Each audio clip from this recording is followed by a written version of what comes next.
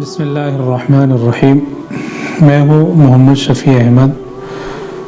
آج آپ حضرات کے سامنے تختی نمبر 2 اور اس کے اندر ملنے والے اہم نکات کے ذریعے حاضر ہوا ہوں۔ جیسا کہ پچھلے ویڈیو کے اندر تختی نمبر 1 کو مکمل کر دیا گیا تھا اور اس کے اندر نکلنے والے نکات کو بتلا دیا گیا تھا کہ حروف کی ادائیگی کے سلسلے میں آپ کس طرح محنت کر سکتے ہیں اور اپنے بچوں کو کروا سکتے ہیں۔ امید کہ وہ محنت آپ نے کروائی ہوگی اور اس کی پریکٹس خود بھی کر رہے ہوں گے۔ اب یہاں سے تختی نمبر 2 کا سلسلہ شروع ہوتا ہے۔ تختی نمبر 2 کا نام ہے مرکبات۔ سب سے پہلے تو ہم کو یہ کرنا ہے کہ بچوں کو اور خود ہم کو بھی سمجھنا ہے، بچوں کو سمجھانا ہے، ہم کو بھی سمجھنا ہے کہ مرکب بولتے کس کو ہیں۔ مرکبات یہ مرکب کی جمع ہے اور مرکب بولتے کس کو ہیں، یہ سب سے پہلے وضاحت بچوں کے سامنے کر دینا ہے اور خود بھی اس کو سمجھ لینا ہے۔ مرکب کہتے ہیں 2 الگ الگ الفاظ کے ملنے کو۔ اب عام طور سے جہاں پر بچوں کو پڑھایا جاتا ہے وہاں یہ رٹوایا جاتا ہے اور بچے کہتے ہیں تختی نمبر 2 مرکبات۔ ملے جلے حروفوں کو یا پھر ملے ہوئے حروفوں کو مرکبات کہتے ہیں، لیکن جب بات آتی ہے ایکسپلین کرنے کی تو بچے اس کو کر نہیں پاتے۔ تو خود پہلے اس کو سمجھنا ہے مرکب کہتے کس کو ہے۔ تو مرکب کہتے ہیں 2 الگ الگ الفاظ کے ایک جگہ ملنے کو، اس کو مرکب کہتے ہیں اور یہ مرکب کی جمع مرکبات ہے۔ اب یہاں سے یہی سلسلہ شروع ہوتا ہے کہ الگ الگ جو حروف تھے ان کو جب ملا لیا گیا تو وہ مرکب ہو گئے۔ اب اس کو سمجھانے کے بعد ہمیں پڑھنا ہے، جیسے پچھلی ویڈیو کے اندر یہ بتلا دیا گیا تھا کہ جتنے حروف تہجی ہیں ان کو کتنا کھینچ کر پڑھنا ہے اور کس کو نہیں کھینچ کر پڑھنا ہے، مزید اس کی تفصیل آ چکی تھی۔ آج اس کو پریکٹیکل میں لانا ہے۔ سب سے پہلے آتا ہے لام الف۔ اب عام طور سے مکاتب کے اندر اس کو ہم پڑھاتے ہیں لام الف کر کے۔ جہاں بچے پڑھتے ہیں وہاں بچے پڑھتے بھی ایسے ہی ہے، جو ان کو پڑھایا جاتا ہے بچے جو ہے اسی انداز میں پڑھتے ہیں اور ماں باپ کو معلوم نہیں ہوتا ہے اس کو کس طرح پڑھنا ہوتا ہے۔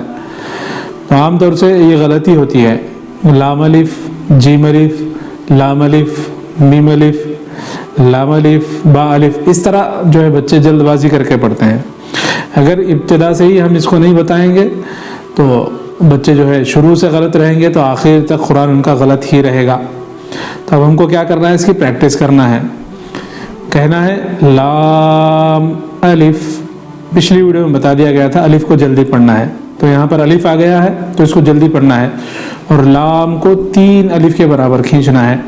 تو اب ایسے ہی کرنا ہے لام الف، جیم الف، لام الف، میم الف، لام الف، با الف۔ اس طرح بچوں کو سمجھانا ہے۔ جب بچے اس کو اچھا سمجھنے لگے تو ایک ایک لائن کر کے دھیرے دھیرے بچوں کا سبق آگے بڑھانا ہے۔ ایک ایک لائن نہ ہو سکے اور بچے جو اس کے اندر پریکٹس نہیں کر رہے ہیں تو اور ان کا ذہنی توازن دیکھتے ہوئے کہ بچے کا جو ذہن ہے کتنی چیزوں کو کیچ کر رہا ہے اس کے حساب سے بچوں کو پڑھائے۔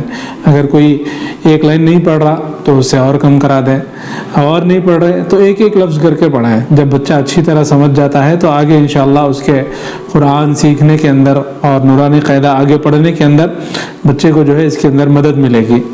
ایسے ہی آتا ہے۔ اب آخری لائن آتی ہے ہماری با سین نون سین تا سین والی۔ اب یہاں پر بھی بچے جو ہے غلطی کرتے ہیں اور یہاں پر مکاتب کے اندر تو نہیں کہہ سکتے، لیکن جہاں بچے کسی باجیوں کے پاس یا پھر کہیں اور پڑھنے کے لیے جاتے ہیں تو وہاں بچوں کے ساتھ جو ہے یہ اس طرح کا معاملہ ہوتا ہے۔ بچے پڑھتے ہیں یا سین، نون سین، تا سین، سا سین۔ اب یہاں پر حروف کی ادائیگی بھی نہیں ہوتی اور بچے بس حروف کی شناخت ہوتی ہے لیکن حروف کی ادائیگی اصل ہے پوری قرآن کریم کے اندر حروف کی ادائیگی اصل ہے کہ اگر حروف کی ادائیگی ہماری صحیح ہوتی ہے تو قرآن کریم کے سیکھنے میں اور قرآن کریم کے پڑھنے میں ہمارا جو ہے ایک الگ انداز بھی آئے گا، اور پڑھنے میں ہمارے کو جو ہے مزہ آئے گا، اور سننے میں بھی مزہ آئے گا۔ اور قرآن کو جو ہے نبی صلی اللہ علیہ وسلم نے ارشاد فرمایا زینوا القرآن باصواتکم، تم قرآن کریم کو اچھی آواز سے پڑھو، اچھی آواز سے قرآن کریم کو پڑھنے کا حکم دیا گیا ہے۔ اگر ہم تجوید نہیں سیکھیں گے اور ایسے ہی پڑھتے رہیں گے تو پڑھنے کا ہمیں کوئی خاص خاطر خواہ کوئی خاص فائدہ نہیں ہوگا۔ اب یہاں پر جو غلطی ہوتی ہے یا سین نون سین تاسین کے اندر، تو یہاں بچوں کو بتلانا ہے یا جو ہے اس کو 2 الف کے برابر کھینچنا ہے، اور سین کو جب پڑھنا ہے ان کو 3 الف کے برابر کھینچ کر پڑھنا ہے۔ تو اس طرح ہم پڑھیں گے یا سین نون سین تا سین ثا سین ثا جیم تا حا، اس طرح جو ہے بچوں کو پڑھانا ہے۔ اب تختی نمبر 2 کے آخر سے پہلے والے صفحے کے اندر ایک چیز جو ہے الگ بتلائی گئی ہے، حمزہ کی شکلیں، حمزہ کتنی شکلوں میں آ سکتا ہے۔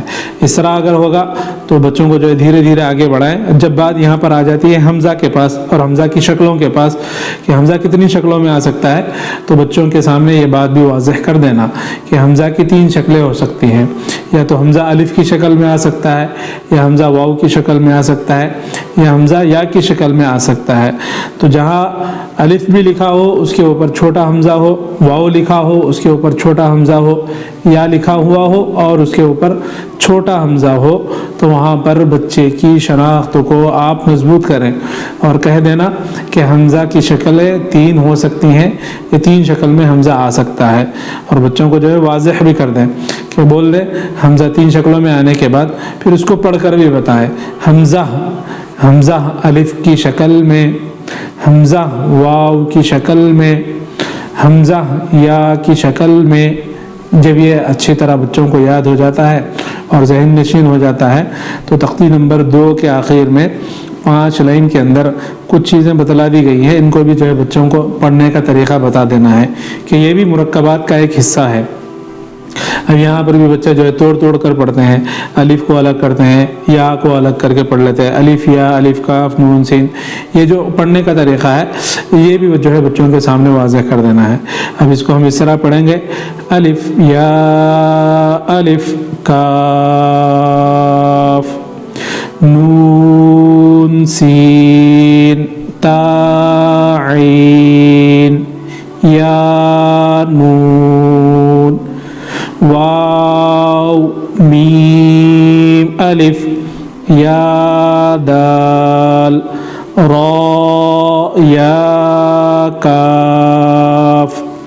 جب اس طرح بچہ ایک ایک حرف کو کھینچ کر اس کو اپنے تلفظ میں اور اس کا صحیح پروننسیشن کر کے پڑھتا ہے، ادا کر کے پڑھتا ہے، تو سمجھ لیجئے کہ تختی نمبر 1 اور تختی نمبر 2 کے اندر بچہ اچھی طرح اس کو سمجھ گیا تو تجوید کا 50% حصہ اس کے ذہن کے اندر، اس کے سینے کے اندر آ گیا، اور آگے جو آنے والا ہے تختی نمبر 3 سے جو اسباق آنے والے ہیں اس کے اندر بچے کو زیادہ مشکل نہیں ہوگی۔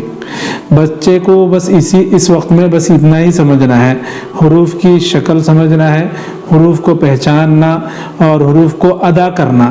یہ طریقہ جب آ گیا بچے کو تو انشاءاللہ پھر جو آگے آنے والی تختیاں ہیں، تختی نمبر 3 حرکات، تختی نمبر 4 حروف مدہ، تختی نمبر 5 حروف لین، اس طرح مزید جو قید ختم تک جتنی تختیاں آئیں گی تو بچے کے لیے اس کے اندر آسانی ہوگی۔ بس اس وقت میں تختی نمبر 2 کے اندر اتنی ہی وضاحت کرنی تھی۔ امید کہ آپ پیرنٹس کو، آپ حضرات کو اچھی طرح سمجھ میں آ گیا ہوگا۔ اللہ رب العزت والجلال سے دعا ہے کہ اللہ ہم تمام کو اس کو پڑھنے، سمجھنے اور اس پر عمل کرنے کی توفیق نصیب فرمائے۔